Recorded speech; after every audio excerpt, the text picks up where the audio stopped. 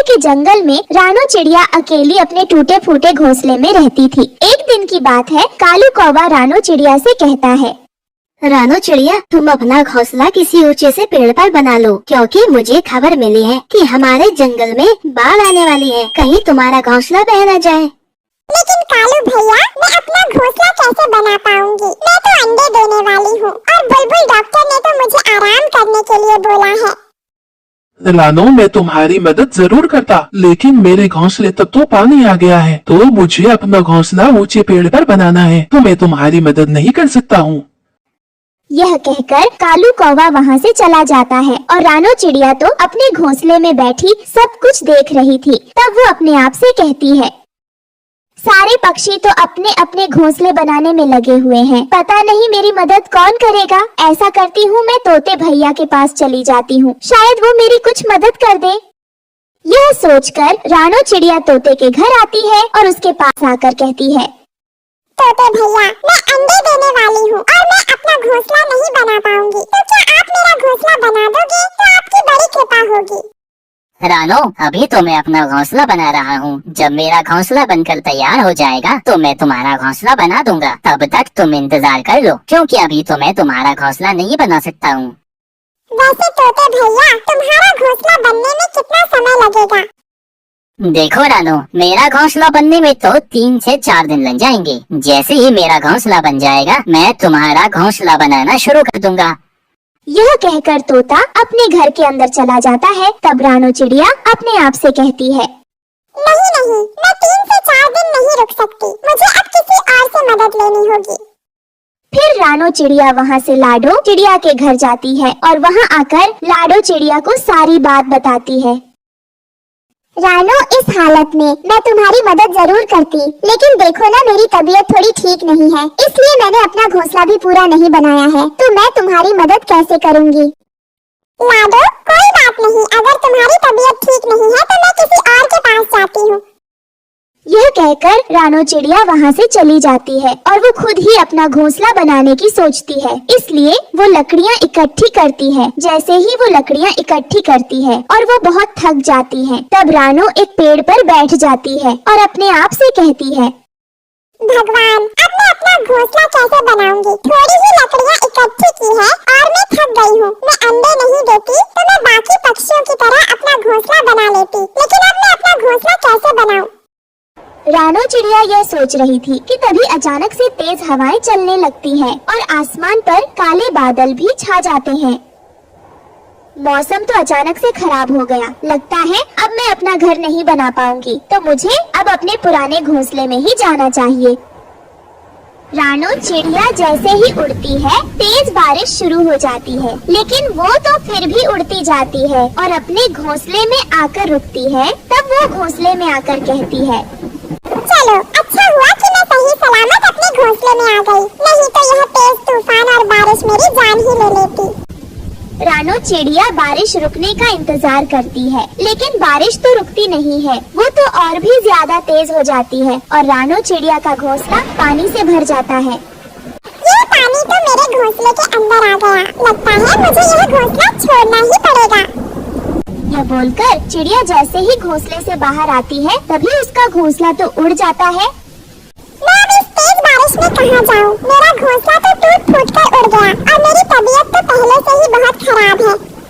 रानो चिड़िया ऐसी बारिश में बैठी भीग रही थी, तभी एक चील की नजर चिड़िया पर पड़ जाती है। यह चिड़िया बिना घर के यहाँ तेज बारिश में बैठी भीग रही है। लगता है यह अंडे देने वाली है। मैं इस चिड़िया को अपने घर ले जाती हूँ, क्योंकि जब यह अंडे देगी तो मैं इसके अंडों को बड़े मजे से खाऊंगी। ये कहकर चील रानो के पास आती और बड़े प्यार से उससे कहती है, चिड़िया, तुम यहाँ बैठकर तेज बारिश में क्यों भीग रही हो? ऐसी हालत में तेज बारिश में भीगोगी तो तुम्हें ठंड लग जाएगी, तुम्हारी तबीयत खराब हो जाएगी।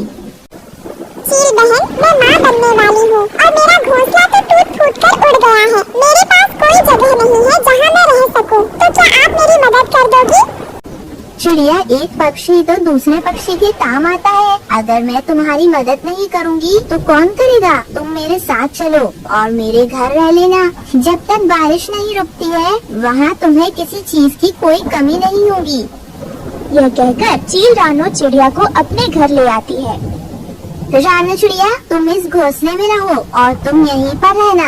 अगर तुम्हें किसी चीज की जरूरत हो तो मुझे आवाज दे देना, मैं तुरंत आ जाऊंगी।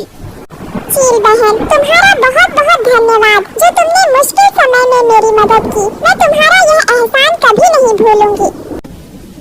रानो, एहसान की कोई बात नहीं है। तुम अपना ध्यान रखना और जैसे ही तुम्हारे अंडे हो जाए तुम मुझे जरूर आवाज दे देना। यह कहकर चील अपने घोंसले में आ जाती है। तभी चील का पति उसे डांटते हुए कहता है, तुम इतनी दयावान कब से हो गई जो तुम इस चिड़िया को घर के अंदर ले आई? मैं अभी इस चिड़िया को भगा कर आता हूँ। नहीं नहीं, आप उस चिड़िया को यहाँ से नहीं भगा सकते। मैं तो उसे यहाँ उसके अंडे खाने के लिए लाई हूँ। पत्नी जी, क्या कहा? वो चिड़िया अंडे देने वाली है? हाँ हाँ, वो चिड़िया अंडे देने वाली है। जैसे वो चिड़िया अंडे दे देगी तो हम बारिश के मौसम में बड़े मजे से उस चिड़िया के अंडे को खाएंगे। वाह पत्नी जी, तुम्हारे अंदर तो बड़ा दिमाग है। मैंने यह तो कभी नहीं सोचा था। दोनों पति पत्नी ऐसे आपस में बातें कर रहे थे कि तभी रानो चिड़िया उन दोनों की बातें सुन लेती है। हे भगवान, ये दोनों तो मेरे अंडे खाने की प्लानिंग कर रहे हैं। अभी तो मैंने अंडे दिए भी नहीं हैं। मुझे यहाँ से किसी तरह भागना होगा, नहीं तो अगर मेरे अंडे हो गए तो ये दोनों उन्हें खा जाएंगे। ये कहकर रानो चिड़िया वहाँ से भाग जाती है और एक पेड़ पर आकर बैठ जाती है। हे भगवान, अब मैं कहाँ जाऊँगी? यह बारिश रुकने का नाम नहीं ले रही है। मेरे पेट में भी बहुत दर्द हो रहा है। मैं कभी भी अंडे दे सकती हूँ। हे भगवान, मेरी मदद करो। रानो ऐसे कह रही थी कि तभी एक बादल बरसता हुआ उसके पास आता है और उससे कहता है, रानो चिड़िया, तुम क्यों रो रही हो? तुम अपनी समस्या मुझे बताओ। बादल भैया, इतनी तेज बारिश हो रही है और मेरे पेट में बहुत दर्द हो रहा है। मेरे पास कोई घर भी नहीं है। अच्छा, तो ये बात है। रानो चिड़िया, मैं बारिश को तो रोक नहीं सकता, लेकिन मैं तुम्हारे लिए एक गुलाब का घर बना देता हूँ। बादल इतना बोलकर अपने जादू से गुलाब का घर बना देता है। आपका बहुत बहुत शुक्रिया बादल भैया, आपने मेरी जान बचा ली। उसके बाद रानो चिड़िया उस गुलाब के घर के अंदर चली जाती है और थोड़ी देर बाद वो अंडे भी दे देती है। फिर रानो चिड़िया अपने अंडों के साथ खुशी खुशी रहने लगती है। हाँ,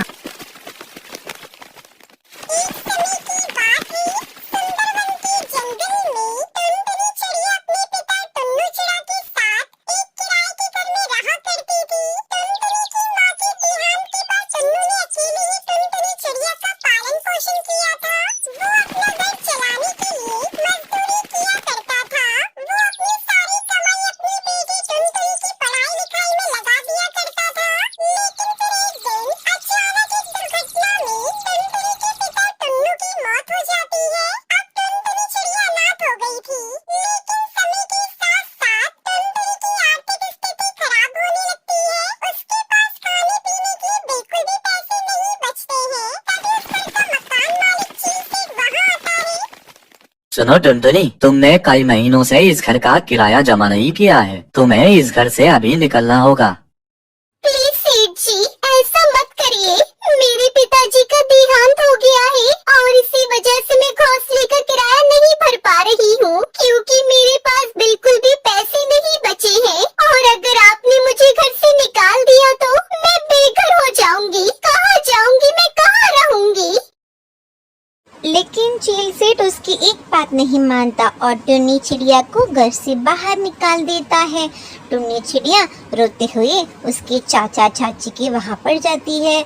उसका चाचा कालू सेठ उससे यह कहता है कि तुम चिंता मत करो टुनटुनी, हम है ना, आज से हम तुम्हारा ख्याल रखेंगे और तुम हमारे साथ हमारे घर पर रहोगी। टुन्नी के चाचा बहुत ही अच्छे थे, लेकिन उनकी चाची बहुत ही ज्यादा घमंडी थी। वो टुन्नी चिड़िया को अपने घर में रखने की इजाजत नहीं देती है। वो कालू कौवे से आर्गुमेंट कर रही थी। तभी ये सारी बातें टुन्नी चिड़िया सुन लेती है और रोते हुए वहाँ से चली जाती है। टुन्नी चिड़िया तो बेघर हो गई थी, उसका कोई सहारा नहीं था। वो रोते हुए यह कहती है कि हे भगवान, अब मैं क्या करूँ, कहाँ जाऊँ? मेरा तो इस दुनिया में अब कोई भी नहीं है। टुन्नी चिड़िया बहुत ही ज्यादा दुखी थी और जोरों जोरों से रो रही थी। तभी वहाँ पर एक मैजिकल प्रेरी बात होती है। तभी टूनी चिड़िया मैजिकल परी से अपनी सारी बात शेयर करती है। तभी मैजिकल परी ये कहती है कि टुनटुनी, तुम बिल्कुल भी चिंता मत करो, मैं हूँ ना, मैं तुम्हारी मदद करूँगी। इतना बोलकर वो परी अपनी जादुई शक्तियों से टुनटुनी के लिए वहाँ पर एक बहुत ही सुंदर फूलों का घर प्रकट करती है।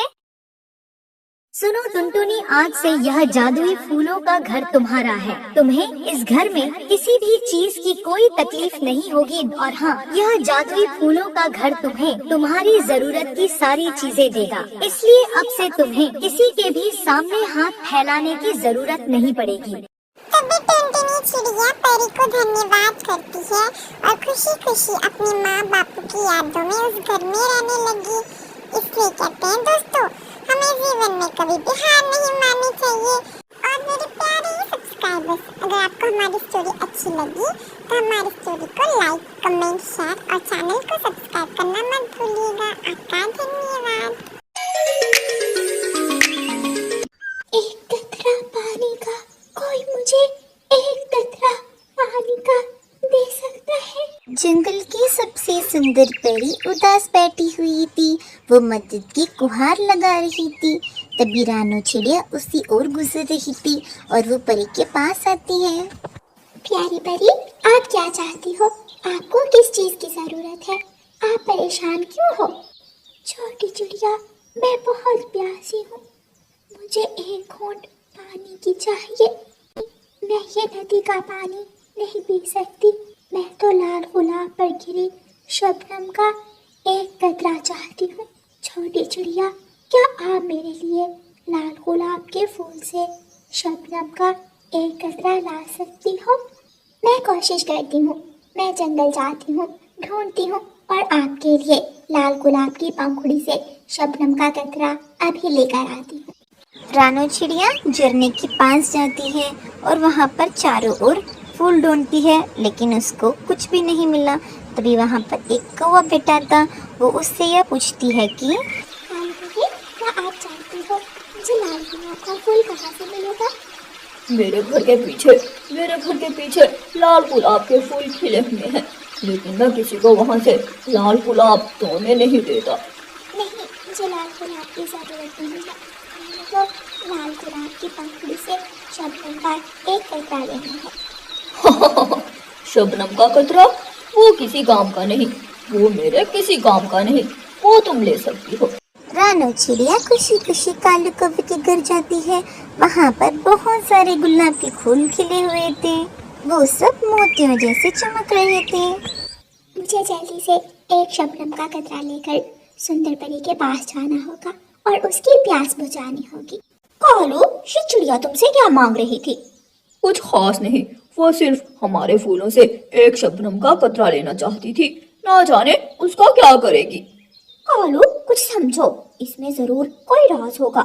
हम रानो चिड़िया का पीछा करते हैं और इस राज को जानने की कोशिश करते हैं। कौवा और कौवी दोनों रानो चिड़िया के पीछे पीछे जाते हैं और वो परी एक बूंद पीती है।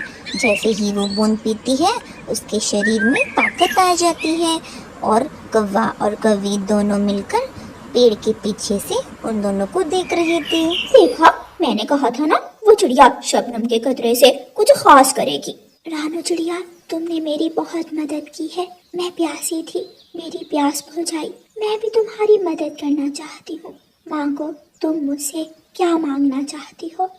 सुंदर परी, मेरा घर टूटा हुआ है, अगर कुछ दे सकती हो तो मुझे मेरा घर दे दो।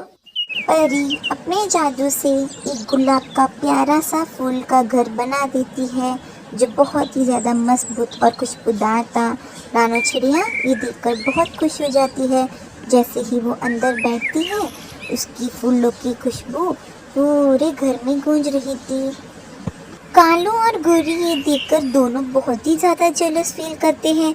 तभी कालू यह कहता है कि गोरी, ये फूलों का घर चिड़िया का नहीं बल्कि हमारा होना चाहिए। जंगल में बड़े पक्षी हम हैं। हम लकड़ी के घर में रहें और ये छोटी चिड़िया फूलों के घर में, ऐसा नहीं हो सकता। हम चिड़िया से ये फूलों का घर छीन लेंगे। कौवा और कौवी चिड़िया के दरवाजे पर जाते हैं और दस्तक देते हैं। चिड़िया, जो तुमने हमारे फूलों से शबनम का कतरा लिया था वो हमें वापस दो। गौरी की बात सुनकर चिड़िया 1 सेकंड के लिए नम हो जाती है। गौरी, ये तुम क्या कह रही हो? वो शबनम का कतरा तो सुंदर परी ने पी लिया, वो प्यासी थी। ठीक है चिड़िया, अगर तुम हमारे फूलों से लिया हुआ शबनम का कतरा वापस नहीं कर सकती तो ये घर हमें दे दो। मैं सब जानता हूँ, तुम्हें ये घर शबनम के कतरे के बदले में मिला है। चिड़िया, बात सीधी है, या हमारा शबनम का कतरा हमें वापस दो या इस घर को खाली करो। तभी ये सारी बातें सुनकर सुंदर परी वहाँ पर आ जाती है। काले कौवो, इस बार तुम्हें सजा मिलेगी, तुम्हें तुम्हारे बुरे कामों की सजा जरूर मिलेगी। सुंदर परी अपनी जादुई छड़ी से कालू और गोरी को कहीं दूर जंगल में छोड़ देते हैं। रानू चिड़िया अपने घर में खुशी खुशी रहती है। मेरे प्यारे दोस्तों, हमें इस कहानी से यह पता चलता है कि कभी भी घमंड या लालच के रास्ते में नहीं जाना चाहिए। मेरे प्यारे दोस्तों, अगर आपको हमारा वीडियो अच्छा लगा तो हमारे वीडियो को लाइक, कमेंट, शेयर और चैनल को सब्सक्राइब करना मत भूलिएगा। आपका धन्यवाद।